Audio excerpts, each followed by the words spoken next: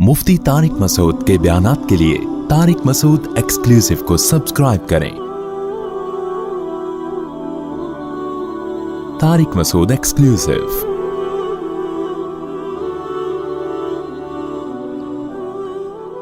मेरी चंद दिन पहले किसी से मुलाकात हुई, उन्होंने कहा कि सुना है आपको खिलाफत मिल गई, इजाज़त बैत मिल गई। मैंने कहा मैंने भी ऐसे ही सुना है।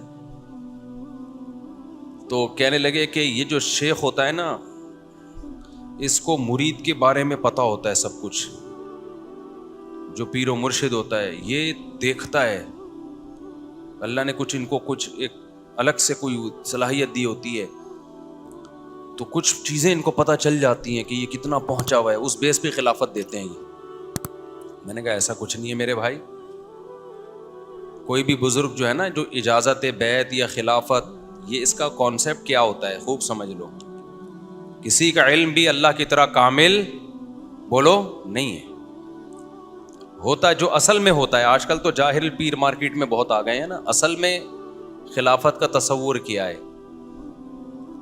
क्योंकि ये भी मुरीदों में अपने पीर के मुतालिक ना एक नौयत का शिर्क है, इसलिए मैं इसको थोड़ा सा वाज़ेह कर रहा हूँ। देखो हुआ ये, नबी सल्लल्लाहु अलैहि वसल्लम के दौर में आप सल्लल्लाहु अलैहि वसल्लम से सहाबा दो किस्म की बैत लिया करते, सहाबा दो किस्म की बैत किया करते थे। एक बैत होती थी जिहाद पर, जो कमांडर से होती है, जो अमीर से होती है, कि हम लड़ेंगे और पीछे नहीं हटेंगे। ये बैत भी सहाबा ने नबी सल्लल्लाहु अलैहि वसल्लम के हाथ पे की है। जैसे बैत रिजवान, जो सुलह हुदैबिया के मौके पे नहीं बैत हुई थी, तो ये बैत किस पर थी? क्या है नबी, हम लड़ेंगे मुशरिकीन से और हम मैदान जंग से पीछे नहीं हटेंगे, और उस्मान के खून का बदला जब तक हम ना ले लें, हम उस वक्त तक चैन से नहीं बैठेंगे। नबी के दुनिया से जाने के बाद ये बैत मनसूख हो गई या सुन्नत है? उसके बाद भी सुन्नत है। जो भी कमांडर होगा उसके हाथ पे आप बैत हो सकते हैं, या ज़बानी कौल इकरार करना, ये भी बैत है। आज जब भी कोई आर्मी में जाता है, फौज में जाता है, या किसी मुल्क की नेशनलिटी लेता है, उससे ये मुआहदा करवाया जाता है कि आप कंट्री के साथ वफा करेंगे, आप अमेरिका की नेशनलिटी के लिए अप्लाई करें, तो वहाँ भी आपसे ओथ लेना कहते हैं ना, तो ये भी बैत ही एक किस्म की मुआहदा है, एग्रीमेंट है। भाई हम कंट्री के खिलाफ नहीं चलेंगे, ये नहीं करेंगे, वो नहीं करेंगे। यूके की नेशनलिटी जब आप लेते हैं तो वहाँ भी वो आपसे हल्फ उठवाते हैं। जब कोई वजीर आज़म बनता है तो उससे हल्फ उठवाया जाता है। तो ये कदीम ये कहाँ से चला है? रसूलुल्लाह सल्लल्लाहु अलैहि वसल्लम से। नबी सल्लल्लाहु अलैहि वसल्लम सहाबा से जिहाद पर बैत लिया करते थे। फिर ये बैत चली है खलीफा, जो खलीफा होता था उसके हाथ में लोग बैत करते। नबी के दुनिया से जाने के बाद खिलाफत की बैत जो ली गई है वो हजरत अबू बकर से के हाथ पे लोगों ने की बैत। ऐसा ही है ना भाई, हम आपको अमीर मानते हैं, हाथ बढ़ाइए, बैत होना शुरू हो गए। बैत का मतलब क्या है? अब हुकूमत किसकी है? आपकी। आप जो ऑर्डर देंगे हम उसको पूरा करेंगे, आपके खिलाफ तलवार नहीं उठाएंगे। ये बैत कहलाती है खिलाफत की बैत। खिलाफत से मुराद हुकूमत वाली खिलाफत। समझते हो कि नहीं समझते कि हमने आपको फॉलो करना है, इंतजामी उमूर में आपकी हम इताअत करेंगे। नबी ने एक दूसरी बैत भी ली है, वो थी रूहानियत की बैत। वो बैत क्या थी? सहाबा इकराम आपके हाथ पे बैत किया करते थे कि हम गुनाहों से बचेंगे, हम आपसे आपके हाथ पे बैत करते हैं, हम शिर्क से बचेंगे, गुनाहों से बचेंगे। ये खिलाफत की बैत नहीं है, ये आमाल की बैत है। कुरान मजीद में अल्लाह ताला ने रसूलुल्लाह सल्लल्लाहु अलैहि वसल्लम का जो मनसब बयान किया, वो मनसब क्या? हुवल्लज़ी बअसा फिल उम्मिय्यीना रसूलन मिनहुम, अल्लाह ने इन्हीं लोगों में इन्हीं में से रसूल भेजा। युअल्लिमुहुमुल किताब, उस रसूल का काम क्या है? लोगों को कुरान सिखाना। इससे पता चला कुरान अख्फल तरीके से समझ में नहीं आएगा। कुरान हालांकि अरबी में था और नबी भी, सहाबा भी अरबी जानते थे, उन्हीं की ज़बान में नाजिल हुआ, लेकिन अल्लाह कह रहे हैं यतलू अलैहिम आयातिही, नबी इनको कुरान पढ़ के भी सिखाएंगे, سوری پڑھ کے بھی سنائیں گے، لیکن یہ پڑھ کے سنانا کافی نہیں ہوگا، بلکہ یعلمہم، نبی ان کو سکھائیں گے بھی. یہاں سے وہ مسئلہ تو حل ہو گیا. لوگ کہتے ہیں میں خود قرآن سمجھتا ہوں، مجھے کسی تفسیر کی ضرورت نہیں ہے. ارے بھائی، صحابہ خود نہیں سمجھ سکتے تھے، ان کو تو نبی نے سمجھایا ہے، تو تم کیسے خود سے سمجھ سکتے ہو؟ نبی نے صحابہ کو سمجھایا، صحابہ نے تابعین کو سمجھایا، تابعین نے تبع تابعین کو سمجھایا، تبع تابعین نے اپنے شاگردوں کو. تو کنٹینیو یہ سلسلہ تواتر کے ساتھ آج تک چلا آ رہا ہے. اگر کوئی کہتا ہے تفسیر میں میرا کوئی استاذ نہیں ہے تو اس کی تفسیر معتبر نہیں ہے.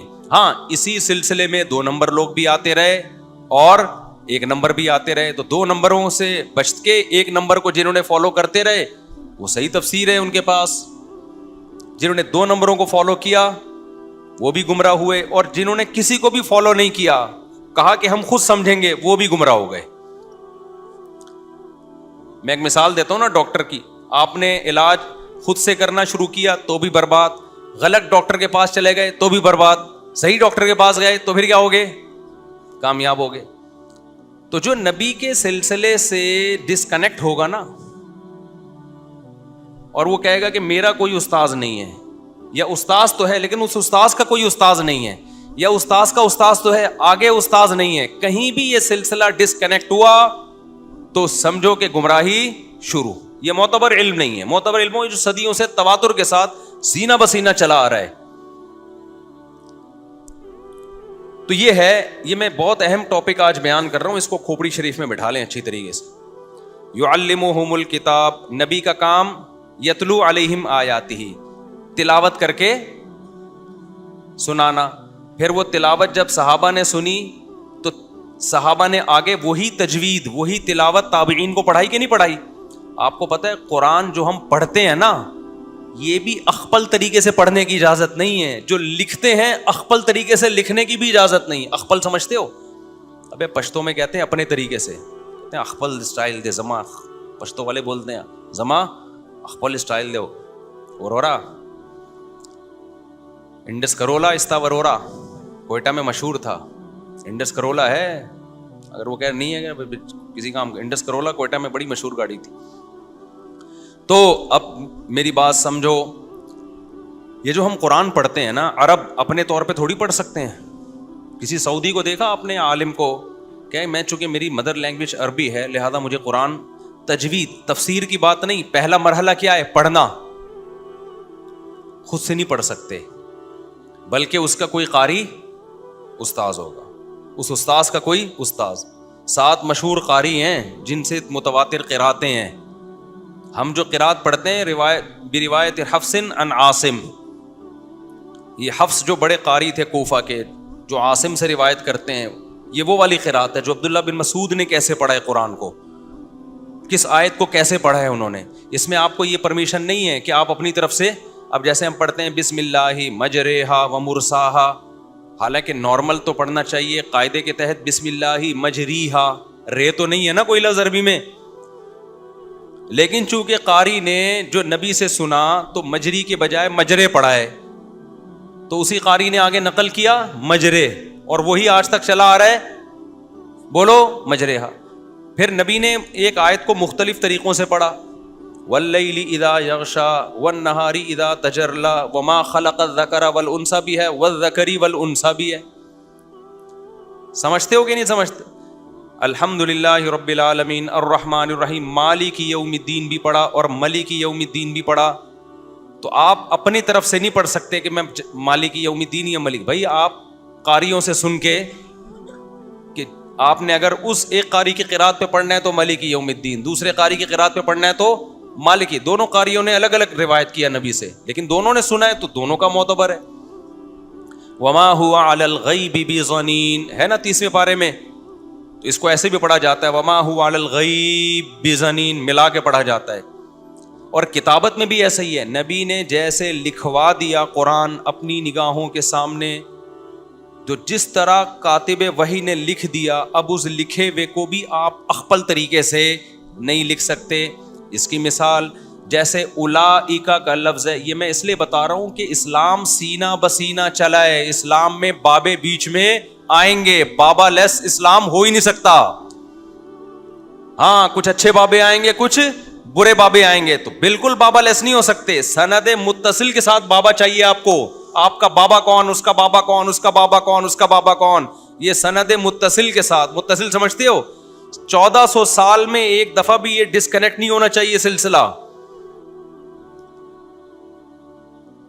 تو اب آپ نے کیا کرنا ہے, یہ جو ہم قرآن پڑھتے ہیں, یہ جو اولائکا کا لفظ ہے, آپ نے دیکھا ہوگا الف کے بعد واو لکھا ہوتا ہے. اولائکا میں ہوتا ہے کہ نہیں ہوتا؟ اور لام پہ کھڑا زبر ہوتا ہے, لام کے بعد الف بولو نہیں ہوتا. حالانکہ جو پروننسیشن ہے اس میں تو الف کے بعد واو پڑھا ہی نہیں جا رہا. آپ نے کہا پڑھا تو جا نہیں رہا ہے, تو خام خامے پین کی سیاہی ضائع ہو رہی ہے. الف کے اوپر پیش ڈال دوں, واو لکھنے کی ضرورت نہیں ہے. کیا اس کی اجازت ہوگی آپ کو؟ قطعاً نہیں. آپ ویسے عربی میں کوئی خط لکھ رہے ہو تو وہ واو نہ لکھو. آپ قرآن لکھ رہے ہو تو آپ کو لکھنا پڑے گا. کیوں؟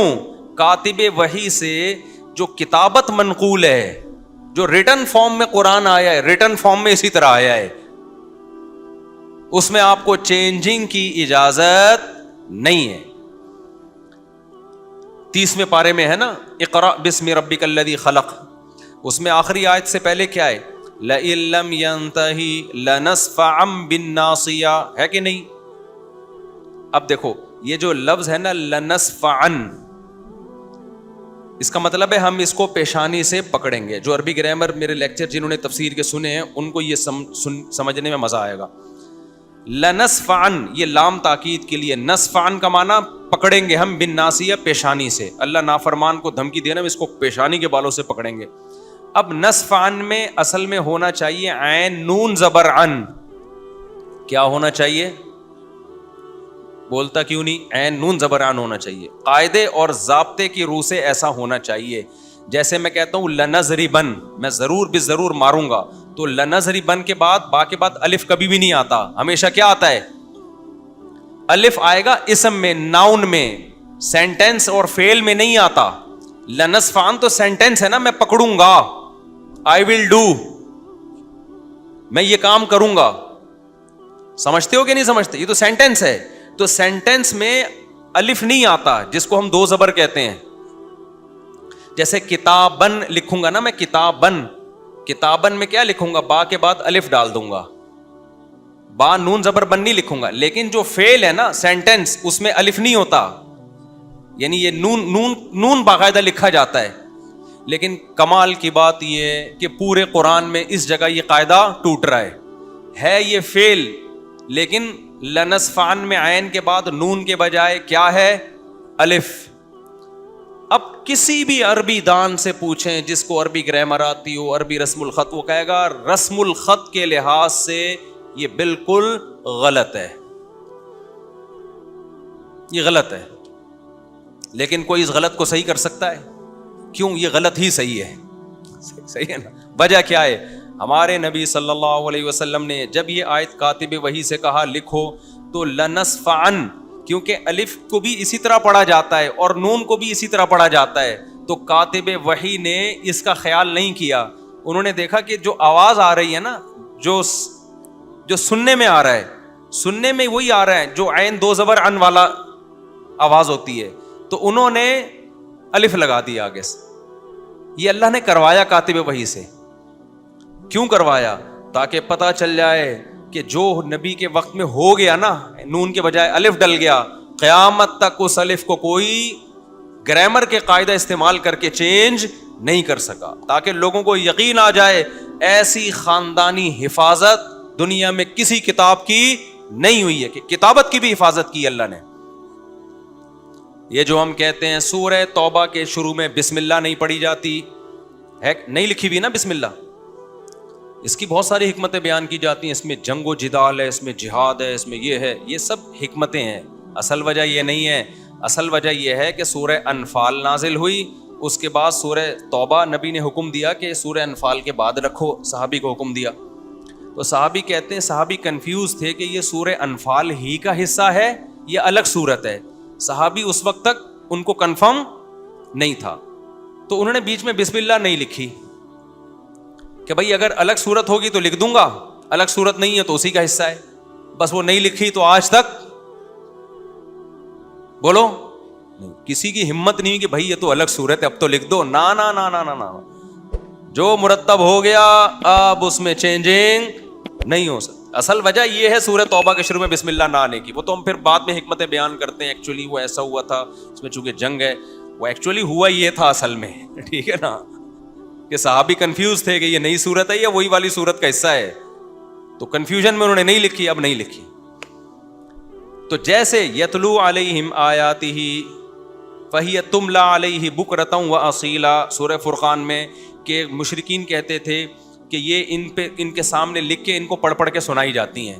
قرآن جو ہے نا نبی کے سامنے لکھا جاتا تھا نا, جب نازل ہوتا تھا تو نبی تو لکھنا پڑھنا نہیں جانتے تھے, جب نازل ہوتا کاتب بھائی لکھتے, پھر ہم کہتے ہیں نا املا کرانا, یاد ہے بچپن میں اسکولوں میں, اب تو ساری ٹرمز ہی چینج ہو گئی ہیں, اب تو املا کراتے بھی نہیں, اب تو سوائے کیلے کے رنگ بھرنے اور سیب کے رنگ بھرنے کے علاوہ بچوں کا ایسا برباد ہو رہے ہیں نا بچے اسکول میں, بچوں کو اسکول سے نکال کے گھر میں پڑھاؤ کامیاب ہو. میرے جو بھانجے کی شادی ہوئی ہے نا ابھی 21 سال میں, ہونی تو 18 سال میں تھی, 3 سال لڑکی والوں کی وجہ سے لیٹ ہوا ہے وہ. آج مجھے کوئی کہہ رہا ہے یار آپ لوگ اتنی کم عمری میں 21 سال میں بچوں کی شادیاں کر دیتے ہو, کیا کر رہے ہو؟ میں نے کہا بہت لیٹ ہو رہی ہے. میں توبہ استغفار کر رہا ہوں, جس کی بیچارے کی 18 میں ہونی چاہیے تھی, 2 دانت کا ہو گیا تھا 18 میں. وہ ہم اللہ پہ اس معاملے میں توکل کرنے والے, اللہ توفیق دیتا ہے ہمیں توکل کی. یہ آپ لوگوں کے مسائل ہیں, بچہ اتنا کمائے گا, یہ اللہ کا شکر ہے, اس عذاب سے اللہ نے ہمیں بچا لیا. تبھی اللہ نے ہمیں خوشیاں بھی دی ہیں, ہمیں اولادیں بھی دی ہیں, پوتے بھی دیے, نواسے بھی دیے. پوتے تو ابھی میرے نہیں ہوئے, نواسے ہو گئے, نواسی ہو گئی ہے, پوتے بھی ابھی. بچے میرا وہ ہے نا, وہ چھوٹا ہے نا, کیا کریں, وہ بڑھ ہی نہیں رہا, وہ بڑا ہی نہیں ہو رہا. ابھی 11 سال کا ہوا ہے تو اس کو کس طرح سے میں 18 پہ لے کے جاؤں. تو اللہ پہ اعتماد کرو شادی بیاہ کے معاملے میں, بچوں کے معاملے میں. اللہ خوشیاں دے گا, چہروں پہ رونق دے گا, سمجھتے ہو. اور اس معاملے میں یہ کام دنیا میں لوگوں کے تانے سنے بغیر ہو ہی نہیں سکتا. اپنی بچی کی شادی کرو گے تو صلواتیں سننے کو ملیں گی, ابھی بچی اتنی بالغ ہوئی تھی شادی کر دی. بیٹے کی کرو گے لوگ تانے دیں گے, اپنی کرو گے تو تانے ملیں گے. لیکن کسی کی مت سنو, دے دنادن کرتے جاؤ. اور یہ جو فیملی پلاننگ والے کہتے ہیں نا 30 کروڑ آبادی ہو جائے گی, 40 کروڑ بھی ہو جائے نا, پاکستان میں نہ اسپیس کی کمی ہے نہ وسائل کی کمی ہے. یہ جو پاکستان بچا ہوا ہے آبادی کی وجہ سے بچا ہوا ہے. یہ اتنے لوگ ہمارے بیرون ملک جا کے ڈالر بھیج رہے ہیں, یہ آبادی نہ ہوتی تو مر چکے ہوتے ہم لوگ, سمجھتے ہو. آبادی ہوگی تو کھانے کو کچھ تھوڑا سا مل جائے گا. ابھی یہ میرے جو اتنے سارے بچے ماشاء اللہ, اللہ برکت دے, تو یہ بڑے بھی تو ہوں گے, کیا خیال ہے.